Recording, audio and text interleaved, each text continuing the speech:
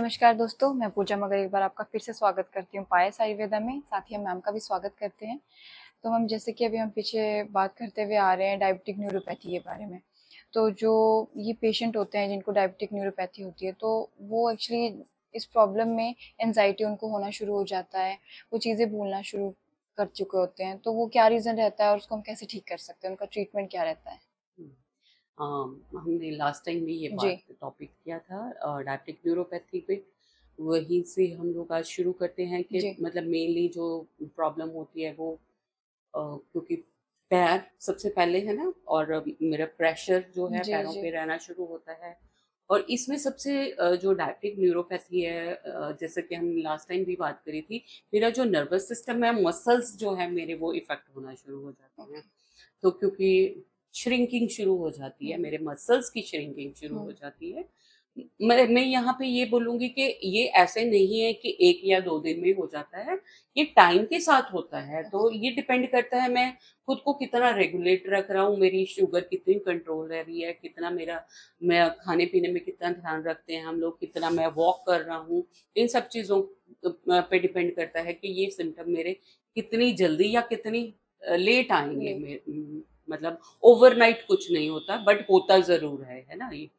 तो उसमें क्या है, मेरे सबसे पहले जो इसमें होता है कि कोई भी मेटाबॉलिक डिसऑर्डर है, उसमें मेरी जो ये मसल्स हैं ना, आप देखोगे ये जो मेरे मसल्स हैं, ये वीक होना शुरू हो जाते हैं हुँ, और ये श्रिंक होना शुरू हो जाते हैं। अब देखोगे लोगों के पैर पतले होने शुरू हो जाते हैं। तो वो पतले जब होना शुरू हो जाते हैं तो पूरी बॉडी ही श्रिंक होनी शुरू हो जाती है। हुँ, जैसे-जैसे एज होती है, एक नॉर्मल फिनोमिना तो है। हमने देखा है कि जैसे ही हम लोग एज होते हैं, हमारा जो बॉडी जो है वो पतली होनी शुरू हो ओके। जाती है। लोग दोबारा से बच्चों की तरह मतलब हो जाते हैं जी, पतले, दुबले। और ऐसे ही इसमें क्या होता है, इसमें थोड़े से अर्ली सिम्पटम्स हो जाते हैं।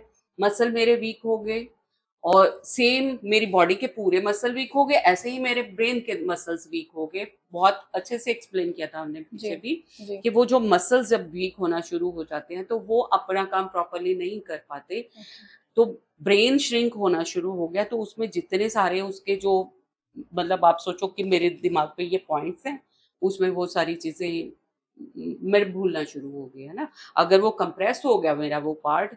अब देखोगे बहुत बार लोग होता है ओल्ड एज में वो पुरानी चीज़ें उनको याद रहती हैं, नई चीज़ें नहीं हुँ, याद रहती। अभी की चीज़ नहीं याद रहेगी, पुरानी चीज़ याद रहेगी। याद वो रहती है। ऐसे है कि वो उनका जो वो पीछे वो वाला पोर्शन है, वो इंटैक्ट रहता है, वो पोर्शन इंटैक्ट रहता है। और जो नए जहाँ पे अभी जैसे इसका बहुत बढ़िया सा एग्जांपल हमेशा देती हूँ कि जैसे हम लोग अपना डेस्कटॉप पे जो चीज़ें सेव करते हैं वो उड़ती हैं। मैम जब हमारा उसमें कोई प्रॉब्लम होती जी, है तो वो सब उड़ जाती है ना? और जो हमने डी ड्राइव या ई में जी। जाके सेव कर लेते हैं वो सेव रहती है हुँ, हमारे, हुँ। कोई भी जितने मर्ज़ी प्रॉब्लम आ जाए। जी, ऐसे ही जो हम लोग हार्ड डिस्क में जो मेरी चीज़ चली गई, वो सेव्ड रहती है जी, हमेशा, और जो डेस्कटॉप पे रह गई वो सारी डिलीट हो हो जाती है। जाती है। सेम ये मेरा ब्रेन का भी ऐसा ही सिस्टम है, जो चीज़ें वो स्टोर हुई हैं क्योंकि वो सबकॉन्शियस माइंड में मेरे चली गई हैं। तो पुरानी वो बेचारे कई बार बहुत मैंने देखा कि वो पुरानी चीज़ें ही दोहराते रहते जी, हैं। वो अपने बचपन की बात करते जी, रहते हैं या कोई बड़े हो गए, जी, उनकी जी, वो एक अच्छी अच्छी मेमोरीज़ को याद करना चाहते हैं। हर इंसान जो है अच्छा टाइम याद जी। करना चाहता है, तो अच्छे टाइम को हम बढ़ाते हैं। तो उस टाइम पे वो अच्छी-अच्छी बातें अपनी याद रखते हैं। हुँ, और और जो नई चीज़ें हैं, जो मेरी काम की चीज़ है, मैंने दवाई खाई कि नहीं खाई, वो सारी चीज़ें छोटी-छोटी सी चीज़ें भूल जाते हैं। कई बार खाना खा के भूल जाते हैं, कई बार मेडिसिन लेके भूल जाते हैं, तो फॉरगेटफुलनेस बहुत ज़्यादा आती है। जी,